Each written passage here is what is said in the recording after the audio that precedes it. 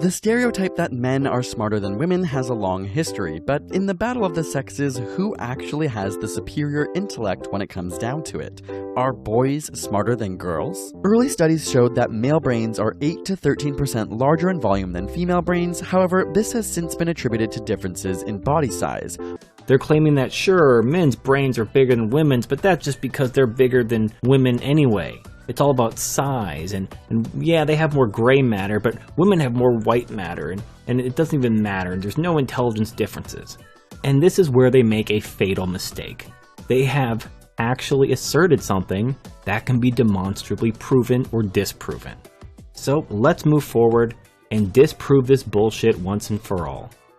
So let's begin with an article written by a woman named Susan Fiske for Stanford University. Now, who is Susan Fiske? Is she some world-renowned doctor? Is she an expert on biology? So according to Susan Fiske's bio, it reads, quote, Susan Fiske's research focus is on how gender stereotypes influence how women and men perceive risk, perform in risky situations, and how others react to their failures as a risky task. Other research areas of interest include social psychology, gender, and academic sociology. End quote.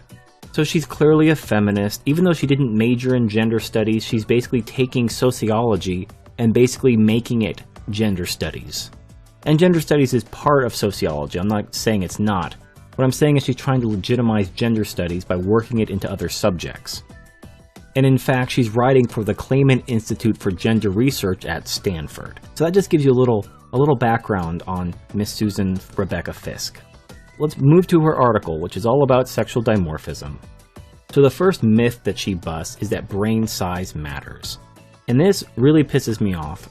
And this is the most common thing I hear in regards to this subject, is people saying that brain size doesn't matter, brain density doesn't matter because of whales and elephants and all this other bullshit, which is completely demonstrably proven false. But let me just read this rebuttal and then I'll respond to it.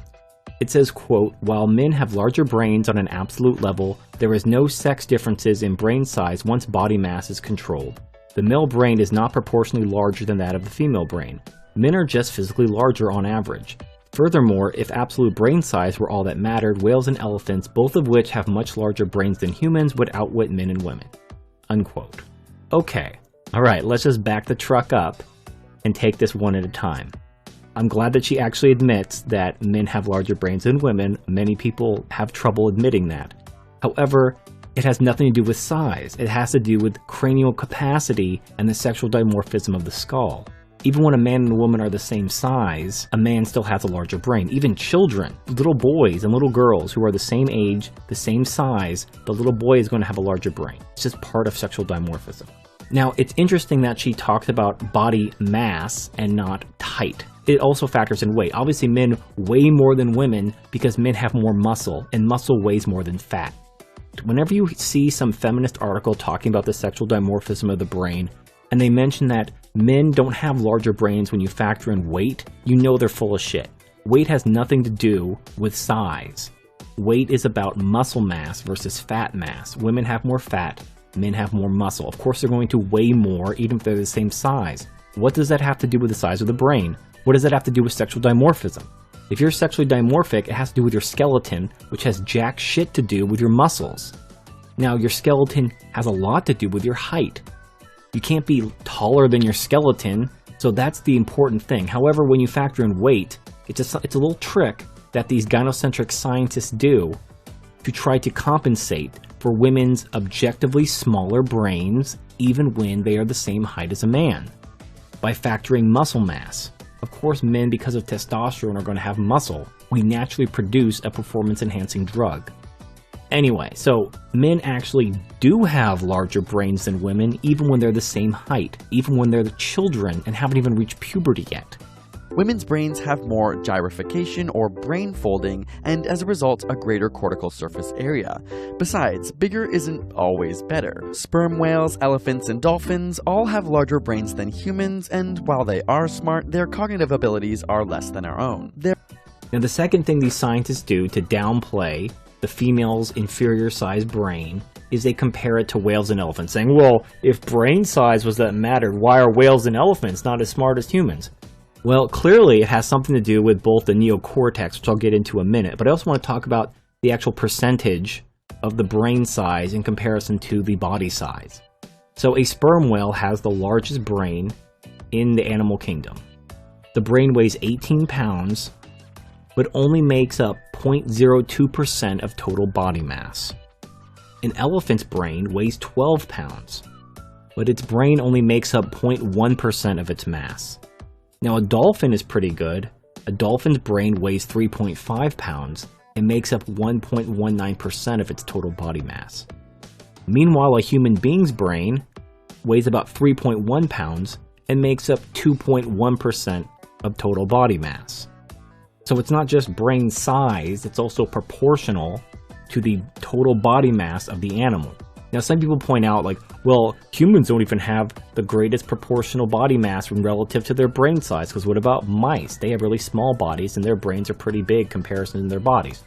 That's true. Now we have to talk about something called the neocortex, which is the part of the brain that makes human beings different from other animals. Now, when you look at a picture of a brain, you see all these wrinkles and ridges and valleys and stuff like that. Those actually increase the area of the neocortex.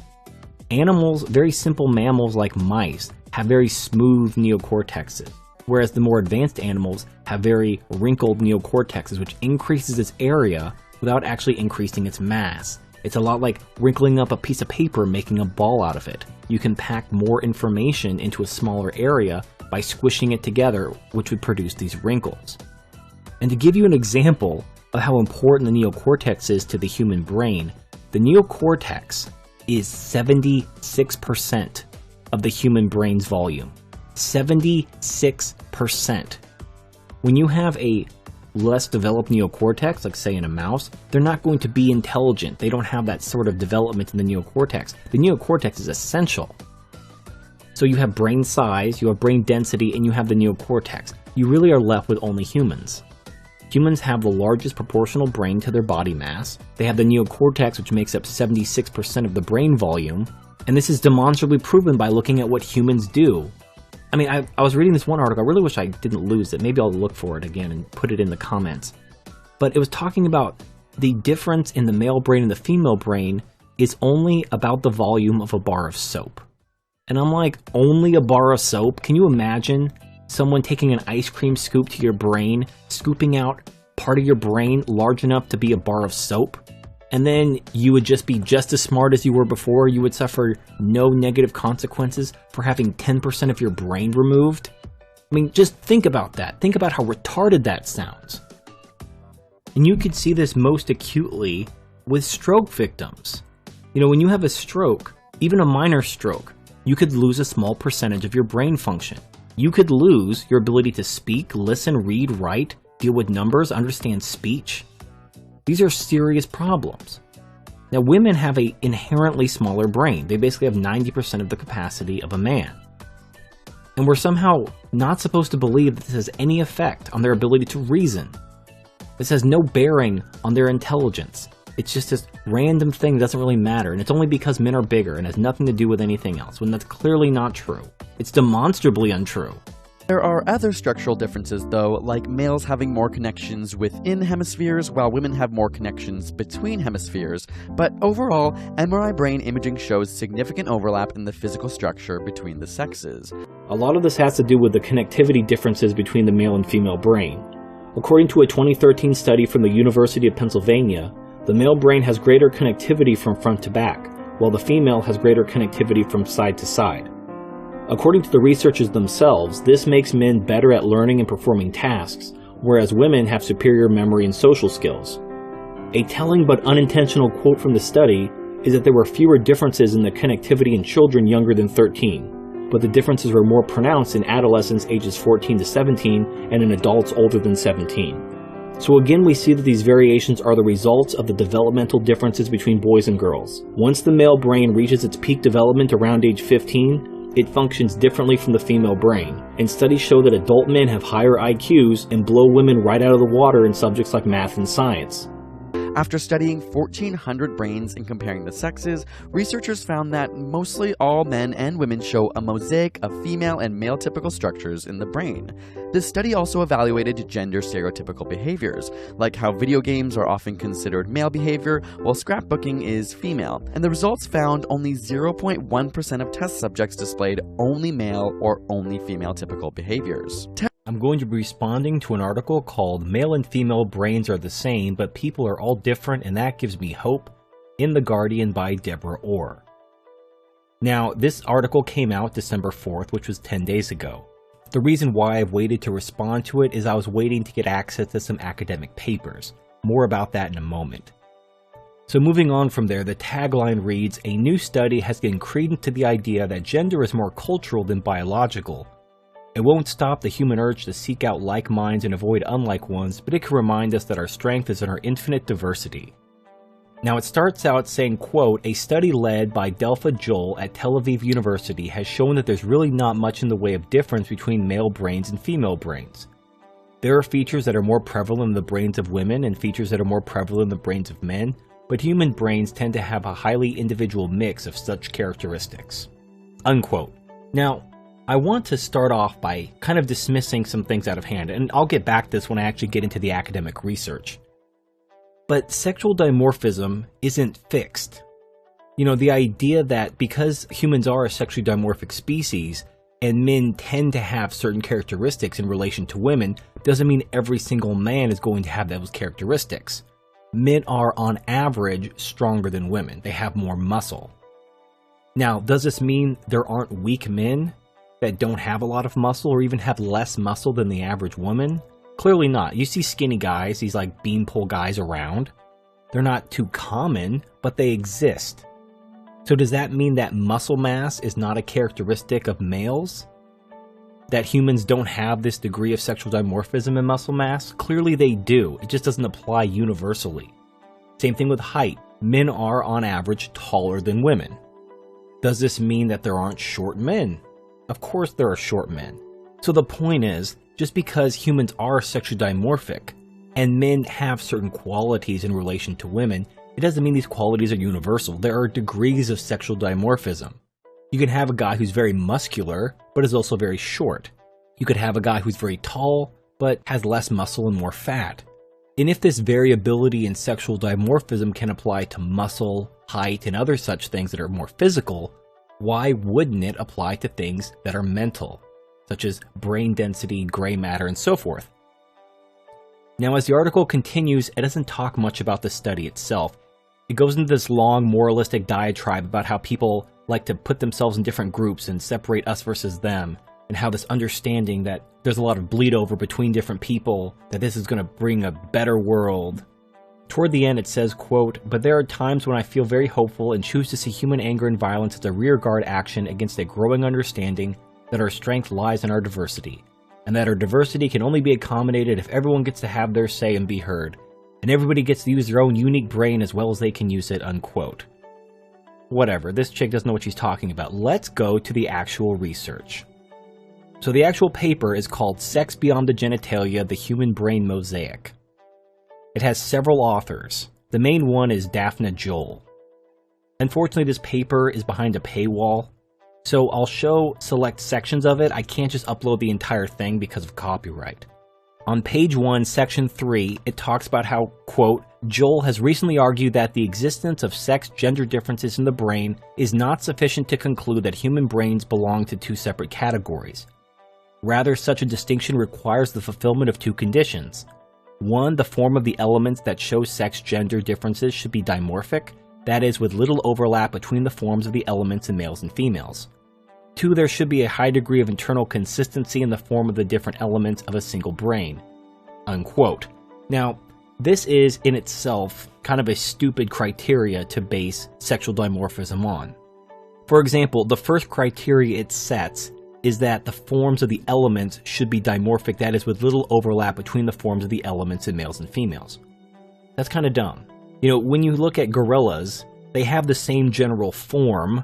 The male is just a lot bigger than the female, hence sexual dimorphism. Now, obviously humans have less sexual dimorphism than a gorilla. obviously have the same basic form. We're not two different species. We're comparing male humans to female humans. It's stupid to say that because obviously male and female brains are going to be more similar than different, but it doesn't mean they're not dimorphic. Anyway, and then the second one is there should be a high degree of internal consistency in the forms of the different elements of the single brain. So what this is saying is that within that form, so we're looking at female brains and male brains, all male brains should have the same general elements and all female brains should have the same general elements, and they shouldn't be similar. So as you can probably guess, simply by the way that this experiment, quote-unquote, was structured, they're obviously going to debunk these. These are stupid premises to begin with in a species. Even species that are acknowledged to be sexually dimorphic are more similar than different, especially with internal organs like the brain. Later on in section 9 of page 1, it says, quote, in contrast, more recent evidence that masculinization and feminization are independent processes and that sexual differentiation progresses independently in different brain tissues. So what this is saying is they're trying to separate sex and gender. Feminization and masculinization are basically this newfangled concept of social construction of gender. So is a male brain, obviously someone who's born a man, do they have a masculine brain or a feminine brain? Now, I'm going to define what they mean in this study in a minute, but this is setting up a straw man, something that they're going to easily swat down and claim something that's not true. What I enjoy about academic journals as opposed to magazine articles and pop culture articles is that they actually have to show their cards. They have to show the data they used and how the data is calculated. And by looking at how they calculated their data, you could find out if they're manipulating the data in some way. And this is no different. So on page 3, it starts out under the results section. It states that they weighted the images of 169 females and 112 males. Now, why did they oversample the females? This becomes important in a moment. They oversampled the females by 57 people. 169 females versus 112 males. This is extremely important, and here's why. Later on, it says, quote, using the actual distributions of males and females in the sample, male end and female end zones were arbitrarily defined as the scores of the 33% most extreme males and females respectively, and an intermediate zone was defined as the area in between these two. We use the term male end, female end as a shorthand for the end of the continuum in which males and females are more prevalent. Respectively, note that our method of categorizing the continuum into 3 discrete classes inherently places some females at the male end and some males at the female end. Unquote. Now, this is where the oversampling becomes extremely important. What they've done, so they've oversampled the women and then taken the results and broken them up into the top 33% and the bottom 33% and the middle 33%. Labeling one the male end, one the female end. And they're talking about gray matter volume, of which men have more. However, because they oversampled women, there's going to be more weight on the lower end of the spectrum, pushing more men into the intermediate or even female categories. So this is how the statistical chicanery happens. You oversample the women by 57 participants, and then you split the results into thirds, which is automatically going to push men down into the intermediate category, or even into the feminine category if they're somewhat low with sexual dimorphism to begin with. Now what's interesting is, despite this manipulation, the results are somewhat consistent with what you would expect had these manipulations not occurred. For example, if you look at page 3, and I'll post a small clip of the page of what I'm talking about, you can see that there are distinct differences between males and females despite the manipulation. This is especially prevalent in figure E, which shows the brain scans of the males and females. Now, if you look at the pink versus the blue and the white, the blue represents the male end, the pink represents the female end, and the white represents the intermediate. You can still see that while there are specks of blue in the female, and there's significantly more specks of pink in the male, there are distinct differences. The females are clearly pink and the males are clearly blue. This is also very evident in figure F, which shows a scattergram of males and females, males being green and females being red. You can see on the left vertical side the males, and then you can see on the bottom horizontal side the females. You can see at the bottom there are some green in the female end, and you can see there's some variation in the middle. but you can clearly see a norm being generated despite the females being oversampled and arbitrarily divided into thirds. Now, if you go to page 4, and it actually lists the individual samples used in this study, you can see they're all over the place. In fact, the Rothers and Rees sample is almost completely split between men and women. But at the end of the day, individual variation isn't that controversial of a subject. You know, we see weak men, we see short men. Why not see men with less gray matter than the average? I mean, there's going to be variation between men and women. There's going to be variation between individual men. Sexual dimorphism, and especially degrees of sexual dimorphism, affect a lot of things. In fact, I've talked about this before. What's interesting is, despite the manipulation of the statistics and the oversampling of women and the arbitrary splitting of the different thirds, you still see men appearing in one spectrum and women appearing in the other spectrum on average, although there are individuals that are kind of in the middle. But that middle is, by their own words, arbitrary. They say, once again, and I quote, "The actual distributions of males and females in the sample, male end and female end zones, were arbitrarily defined at the scores of the 33% most extreme males and females respectively, and an intermediate zone was defined as the area in between those two." So basically they just took the sample, which was oversampling women, declared that this third were the male side and this third were the female side, and then at the end they say, "Note that our method of categorizing the continuum into 3 distinct classes inherently places some females at the male end and some males at the female end." So it's worthless. That doesn't prove that men and women are a social construct. It only proves that you could take samples, arbitrarily define them, and even despite all this manipulation, men have male brains, for lack of a better word. Tests on intelligence find similar results, with major IQ studies showing negligible or no sex differences in general intelligence, but do show women having stronger verbal abilities while men show stronger visual spatial abilities. Interestingly, studies show more male variance in tests, with their scores being both the worst and the best. One meta-analysis of 22 studies did find men to be 3.3 to 5.5 IQ points above women, but this study has been called into question by academics who found the methodology flawed. Because of studies which have shown that while the smartest people are indeed men, the genders lie on a bell curve, with men making up the extremes on both ends, and women making up the population closest to the mean. In this way, both genders are said to be mentally equal, with men making up the smartest and dumbest among us, and women clustered in the middle. Some have gone on to say that the average woman is smarter than the average man, and it is only at the higher ends that men appear to be smarter. All of that is a deliberate lie.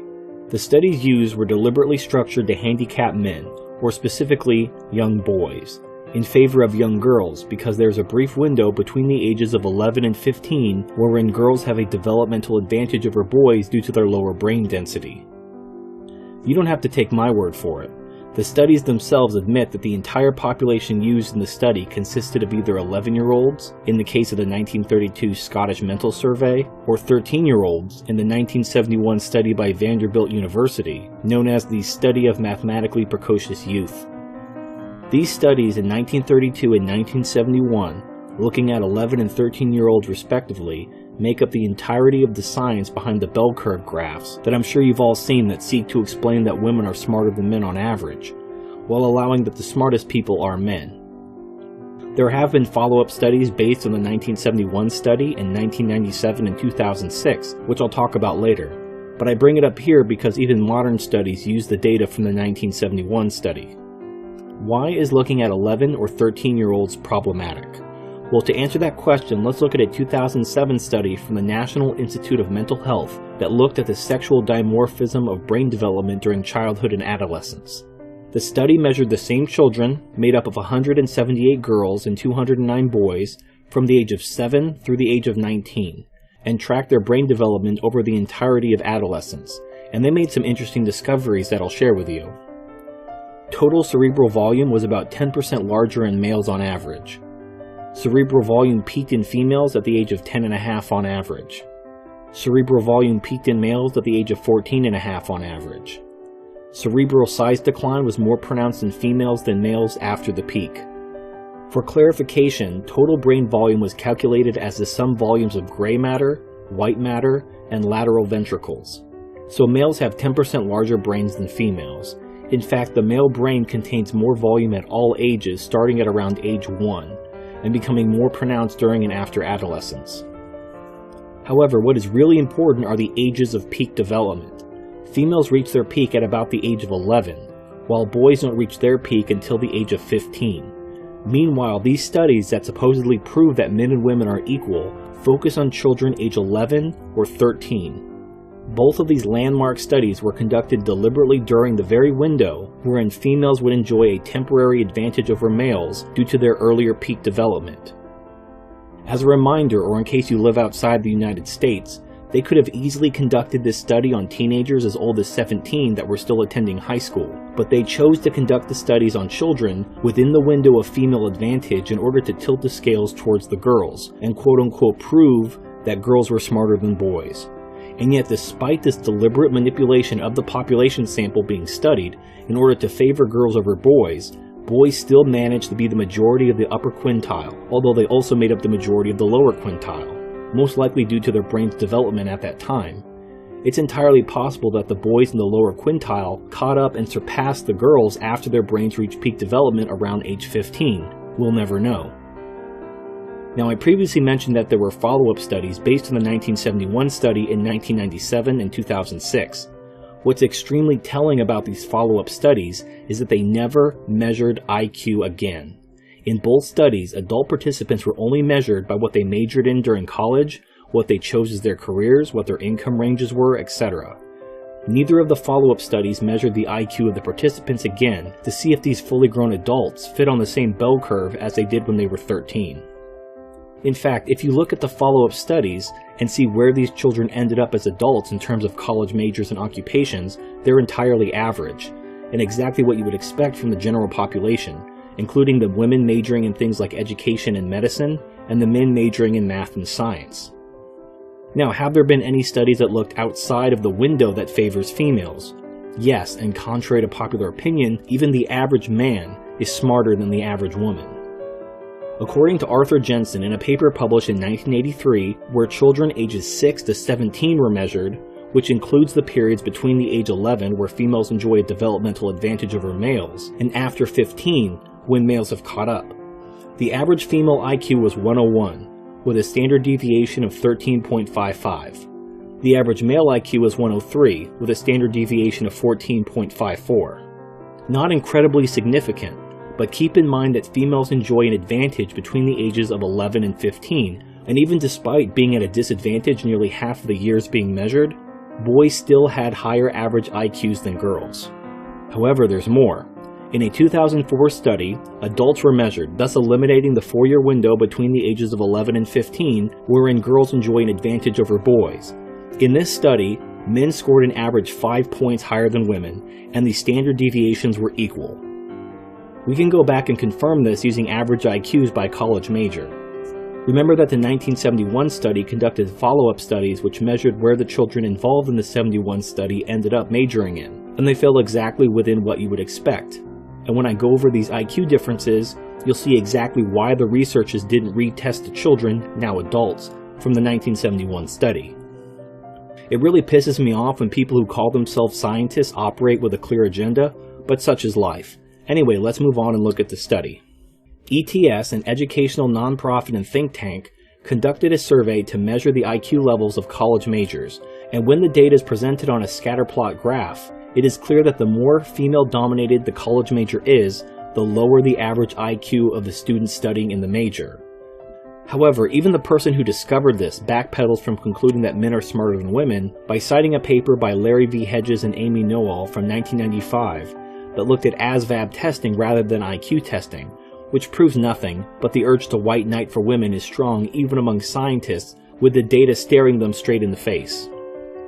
Now, I accessed this paper using my university library, but I can't link to it directly, but I'll provide a screen cap of the relevant chart that compared ASVAB subjects using male and female test scores along with the variation. Unsurprisingly, men scored higher in math and science, and women scored higher in reading and writing. Doesn't that mean men and women are equal? No, it doesn't. Men have objectively higher IQs on average, and much higher IQs at the high end than women. I'm not saying reading and writing aren't important, but they don't somehow make women with lower IQs equally smart as men.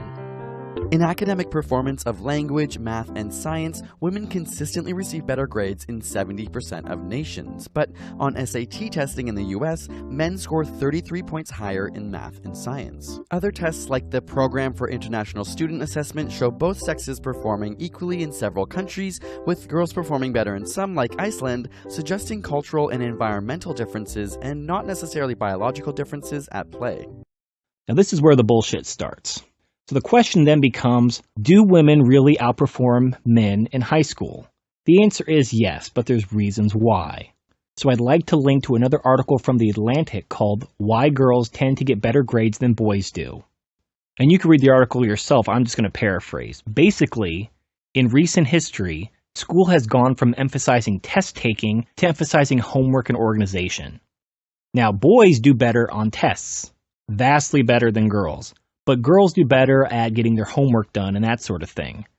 So the schools changed the way the schools operate to benefit girls. And they explicitly say this. They did this because girls were falling behind and we need to make sure girls are succeeding and blah, blah, blah. So they changed the entire school system, the entire way grades are handed out, the entire way grades are given, to de-emphasize formal testing and to emphasize things like homework. Now, boys don't really care about homework as much as girls, but they do better on tests. So the entire school system has been changed to favor girls. I'm going to quote one paragraph from this article, quote, "On the whole, boys approach schoolwork differently. They are more performance-oriented. Studying for and taking tests taps into their competitive instincts. For many boys, tests are quests that get their heart pounding. Doing well on them is a public demonstration of excellence and an occasion for a high five. In contrast, Kenny Benson and some fellow academics provide evidence that the stress many girls experience in test situations can artificially lower their performance, giving a false reading of their true abilities. These researchers arrive at the following overarching conclusion. The testing situation may underestimate girls' abilities, but the classroom may underestimate boys' abilities." Unquote. So I'm also going to link to another article from the Libertarian Republic called Study, Math Teachers Give Girls Higher Grades Over Boys for the Same Answers. And from the article, quote, "Math teachers gave girls grades that were 6% higher than what was given to boys for the same work," says the study by London School of Economics and the Paris School of Economics. And toward the end of the article, it says, quote, "The research suggests that this improvement may have been for the, quote, encouragement as a result of the teacher's biased assessment during the girls' formative years in school. The researchers also noted that not all teachers discriminate and some teachers discriminate more than others. The analysis goes on to suggest that the girls who benefited the most from biased marking in math early on were more likely to continue their education in science subjects at 16. Quote, "Altogether, these results show that positively rewarding pupils has the potential to affect their progress and course choice," said the author. Unquote. Now, do you see what's going on?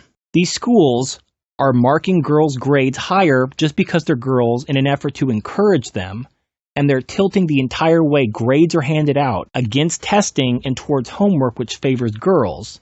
And then this dickless has the balls to say that women are better than boys because they get higher grades. Of course they get fucking higher grades. The entire system is built towards girls. It is built against men. It puts every obstacle it can in the way of men and does everything it can to build women up. Who gives a fucking shit about grades when that's the system we're working with? What about the jobs these people get after college? And what's this from US News? Women more likely to graduate college but still earn less than men? Holy fucking shit, Batman. But research has found that stereotypes about women's performance actually impact how well they do. When told that a particular math test had significant gender differences, women performed significantly worse than their male peers, while women who were told there was no difference scored the same. This phenomenon is known as the stereotype threat. Even Google search data shows that parents are 2.5 times more likely to search, "Is my son gifted?" than "Is my daughter gifted?" despite 11% more girls in gifted programs in America. So in this blog called the Journal of Feminist Insight, now I don't think this is a real journal or anything, it's just a blog from a feminist. This feminist complains about how the format of the SAT and ACT is sexist. They don't do well when there's an objective right or wrong answer. They do well when they can explain and impress. But in cases where there's an objective right or wrong answer, like a multiple choice test, that's considered sexist because it doesn't play to a woman's strength to manipulate people. In another article titled Gender Bias in College Admissions Test by fairtest.org, it notes that women score 35 points lower than males in math, and 3 points lower in the verbal section. It's called a longitudinal study of sex differences in intelligence at ages 7, 11, and 16. Now, if you saw my previous video, you pretty much know what to expect. So here's the thing, even if you don't like my video, this is an academically sourced, peer-reviewed journal article with numerous citations, like at least 30 citations of previous articles. It uses a wide range of different ways to measure intelligence, not just one IQ test, and it comes to the same conclusion, that boys, especially after puberty, are smarter than girls. And there's not really a mystery why, it's just due to sexual dimorphism. You shouldn't feel bad about that, it's just the way nature made human beings. So this whole sexual dimorphic denier thing is just really, really fucking stupid. To deny sexual dimorphism, to deny that men are smarter than women, isn't just a rejection of a study here and a study there. It's a rejection of observable reality all around you. You are literally dismissing your own eyes. You're dismissing observable reality. You're saying that all these things that you can see with your eyes and experience every day don't exist, and that only your ideology exists. So, if that's what you truly believe, you are insane. You are a certified Looney Tune. So, I hope this clears things up. Once again, clearly size matters. If you have these vast differences in the SAT scores, in the IQ tests, in all objective observable testing, anything that isn't subject to gynocentric manipulation demonstrates men are smarter than women. So I'm curious to see what you'll come up with next to somehow deny reality. Thank you for watching, and I'll see you next time.